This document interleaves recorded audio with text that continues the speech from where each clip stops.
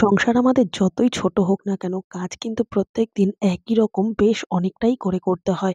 মহিলারা ঘর সংসারের প্রত্যেকটা কাজ একার হাতে করতে বেশি পছন্দ করে। তার জন্য প্রচুর পরিমাণে সময় নষ্ট হয়। আর সকালবেলায় যদি আমরা সারাদিনের কাজগুলোকে একটু পরিকল্পনা মাফিক করে নিতে পারি গুছিয়ে, তাহলে অনেকটাই সময় আশ্রম বাঁচবে। আজকে সেই রকমই বেশ কিছু টিপস তোমাদের সাথে শেয়ার করব। চলো তাহলে আজকের ভিডিওটা শুরু করি। তো বন্ধুরা দেখো, এখানে আমি নিয়ে নিয়েছি একটা প্যাকেটিং খাবার। তো এই ধরনের নানান রকম প্যাকেটিং করা খাবার কিন্তু আমরা কম বেশি খেয়েই থাকি। কিন্তু এই প্যাকেটিং করা খাবারগুলো যদি একবারে আমরা শেষ না করতে পারি, যেরকম চানাচুর, ছাতু, তো একবারে শেষ না করতে পারলে কিন্তু বেশ খানিকটা যদি প্যাকেটের মধ্যে থেকে থাকে, সেক্ষেত্রে কাটা প্যাকেটটাকে আমরা ভালো মতো মুখের দিকটা সিল করে রাখার চেষ্টা করি। কেননা হাওয়া লাগলে নরম হয়ে যেতে পারে, খাবারের মধ্যে নানান রকম নোংরা ঢুকতে পারে। তাই মুখের দিকটা কাটা অংশটাকে এইভাবে মুড়িয়ে একটা রাবার ব্যান্ড দিয়ে পেঁচিয়ে রাখি। হাতের সামনে যদি কোনো রাবার ব্যান্ড না থাকে বা এটাকে টাইট করে আটকানোর মতো কোনো যদি কিছু হাতের কাছে না থাকে, তখন আমরা এইভাবে রেখে দিই, তাতে খাবারটা নষ্ট হয়ে যায়। তাই এবার থেকে যদি হাতের কাছে গার্ডার না থাকে বা এটাকে ঠিকঠাক মতো সিল করার জন্য আমাদের কাছে কিছু না থাকে, তো এই ছোট্ট টিপসটা আমরা ফলো করতেই পারি। প্যাকেটের কাটা অংশটাকে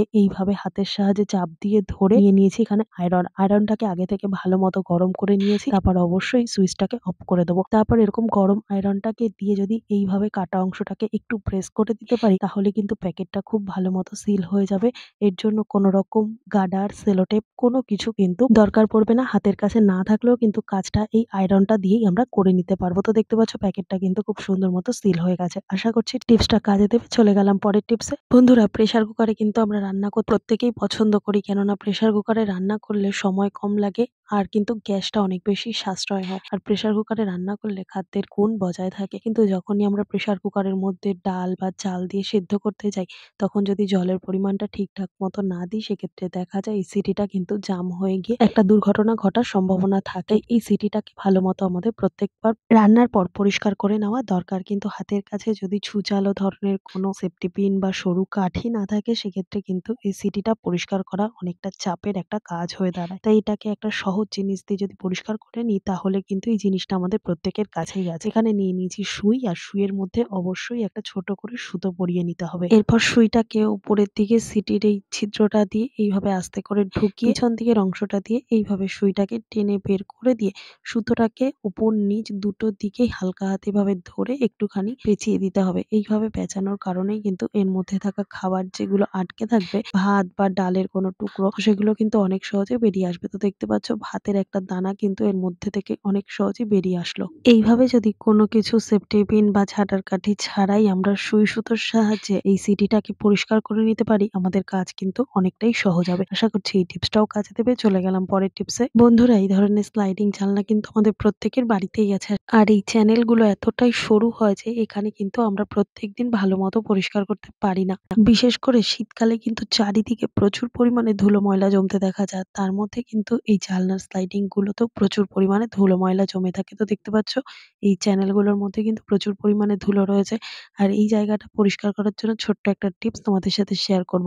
এইভাবে যদি আমরা পরিষ্কার করে নিতে পারি, কোনো রকম ব্রাশ, কোনো কিছুর সাহায্য ছাড়াই কিন্তু সুন্দর মতো স্লাইডিং এর এই যে চ্যানেলগুলো পরিষ্কার করে নিতে পারবো। এখানে আমি নিয়ে নিয়েছি খুব সামান্য পরিমাণে একটুখানি আটা মাখা। আটা কিন্তু আমাদের প্রত্যেকেরই ফ্রিজে কম বেশি মাখা স্টোর করা থাকেই। তো সেই আটার একটা লেচি মতো বের করে নিয়ে এর মধ্যে আমি দিয়ে দেবো খুব সামান্য পরিমাণে একটুখানি তেল। তেল দিয়ে ভালো মতো এই আটা মাখাটাকে একটু স্লিপারি ভাব করিয়ে নিতে হবে। এরপরে এই আটা মাখাটাকে কি করতে হবে, এই যে জানলার যে স্লাইডিং এর চ্যানেলগুলো আছে, এর মধ্যে খুব সরু করে এইভাবে আস্তে আস্তে ঢুকিয়ে দিতে হবে। খুব বেশি মোটা করলে কিন্তু এই কাঁচের স্লাইডিং এর মধ্যে ঢুকবে না। তাই খুব সরু মতো করে নিয়ে তারপর আস্তে আস্তে ঢোকালে কিন্তু সম্পূর্ণ আটা মাখাটা এর মধ্যে ঢুকে যাবে। এইভাবে ঢুকিয়ে তারপর একদিক থেকে যদি আমরা আস্তে আস্তে আটা মাখাটাকে তুলে নিই, তাহলে এর নিচে থাকা যে সমস্ত ধুলো ময়লা, সেগুলো কিন্তু সম্পূর্ণ আটার সাথে উঠে আসবে। আর এই কারণেই তেল দেওয়া হয়েছে, যাতে খুব সুন্দর মতো নিচ থেকে উঠে আসে। আর তেল যদি না দেওয়া হতো, তাহলে কিন্তু নিচেই আটা মাখাটা আটকে যেত। তো দেখতে পাচ্ছ চারিদিকে ধুলো ময়লার তুলনায় মধ্যেখানের যেটুকু জায়গায় আমি আটা মাখাটা দিয়েছিলাম, তার কিন্তু সম্পূর্ণ ধুলোটা উঠে এসছে। আর আটাটা দেখলেও বুঝতে পারছো কতটা পরিমাণ নোংরা এর মধ্যে এসছে। তো এইভাবে কিন্তু আমরা যদি একটু সময় নষ্ট করে নিই, কাজটা কিন্তু অনেকটাই সহজ হবে। টিপসটা কেমন লাগলো কমেন্ট করে জানিও। চলে গেলাম পরের টিপসে। তো বন্ধুরা দেখো, এখানে আমি নিয়ে নিয়েছি উচ্ছে আর কিছুটা কুমড়ো সবজি। তো এই ধরনের উচ্ছে বা করলা, তেতো জাতীয় যে সবজিগুলো, সেগুলো কিন্তু বাড়ির অনেকেই খেতে চায় না। বিশেষ করে বাচ্চারা কিন্তু এই তেতো সবজি একেবারেই খেতে চায় না। কিন্তু এই সবজিগুলো শরীরের জন্য এতটাই উপকারী যে এগুলো কিন্তু খাওয়ানো বাচ্চাদের খুবই দরকার। তাই এই সবজিগুলোর তেতো ভাব দূর করার জন্য এখানে ছোট্ট একটা টিপস তোমাদের সাথে শেয়ার করব।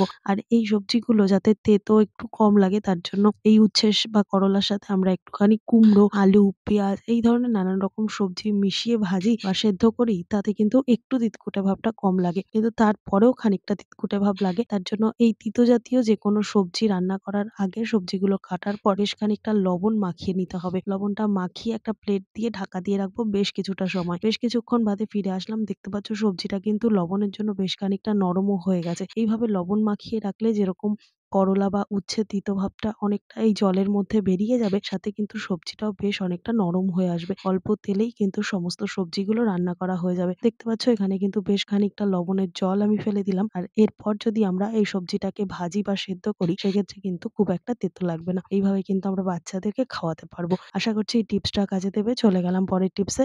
সকালে ব্যস্ততার মাঝে যখন আমাদের প্রচুর কাজের প্রেশার থাকে, তখন যদি রুটি বা লুচি করতে হয়, কিংবা বাড়িতে অনেক লোক একসাথে এসছে, অনেকগুলো লুচি একসাথে ভাজতে হবে, তখন কিন্তু আমরা একটা একটা করে লুচি বেলি না, বেশ অনেকগুলো লুচি একবারে বেলে নিই যাতে ভাজতে সুবিধা হয়। বড় একটা কড়াইয়ের মধ্যে বেশ খানিকটা তেল গরম করে যদি আমরা একবারে ৩-৪টে করে লুচি ভেজে নিতে পারি, তাহলে কিন্তু অনেক তাড়াতাড়ি কাজটা হয়ে যাবে। তার জন্য সবার আগে দরকার সমস্ত লুচিগুলোকে একসাথে বেলে নেওয়ার। তার জন্য এখানে ১ম এ আমি লেচি করে নিয়েছি। পরিমাণ মতো ছোট, ছোট লেচি আমরা কেটে নেব। তারপর তেল দিয়ে হোক বা ময়দার গুঁড়ো দিয়ে হোক, এইভাবে আমরা লুচিগুলোকে বেলে নেব। যার যেরকম ছোট বড় পরিমাণ লুচি বেলার দরকার ঠিক সেরকমভাবে বেলে নেবে। এরপর আমরা লুচিগুলোকে যদি এই একটা প্লেটের ওপর এইভাবে একসাথে রেখে দিই, দেখতে পাচ্ছ যে তুলতে গেলে কিন্তু লুচিগুলো আটকে, আটকে যাচ্ছে একসাথে। তখন যাও বা আমরা কাজটা করতে গিয়ে এগিয়ে যাব, তার থেকেও বেশি কিন্তু আমাদের পিছিয়ে আসতে হবে। আবারও সমস্ত লুচিগুলোকে বেলতে হবে। এরকম নানান খাটনির মধ্যে কিন্তু আমাদের পড়তে হয়।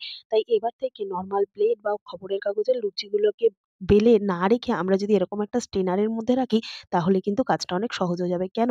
এই স্ট্রেনারের মধ্যে যে একটা নেট মতো আছে, এই নেট দিয়ে কিন্তু হাওয়াটা পাস হতে পারবে। হাওয়া যদি পাস না হতে পারে, তাহলে কিন্তু একটার গায়ে একটা লেগে যাবে না। কাজটা করতেও অনেকটা সুবিধা হবে। আর অল্প সময়ের মধ্যে কিন্তু আমাদের কাজটা হয়েও যাবে। দুবার করে আমাদের খাটতে লাগবে না। তো এই ছোট্ট টিপসটা তোমাদের কেমন লাগলো কমেন্ট করে জানাতে ভুলবে না। চলে গেলাম পরের টিপসে। তো বন্ধুরা দেখো, শুয়ে সুতো ভরাটা কিন্তু বিশাল একটা খাটনির কাজ। আর বাড়িতে যদি বয়স্ক মানুষটা কোনো সেলাই করতে যায়, সেক্ষেত্রে কিন্তু এই শুয়ে সুতো ভরাটা খুব মুশকিলের একটা কাজ হয়ে দাঁড়ায়। শুধুমাত্র যে বয়স্কদেরই অসুবিধা হবে তা কিন্তু নয়।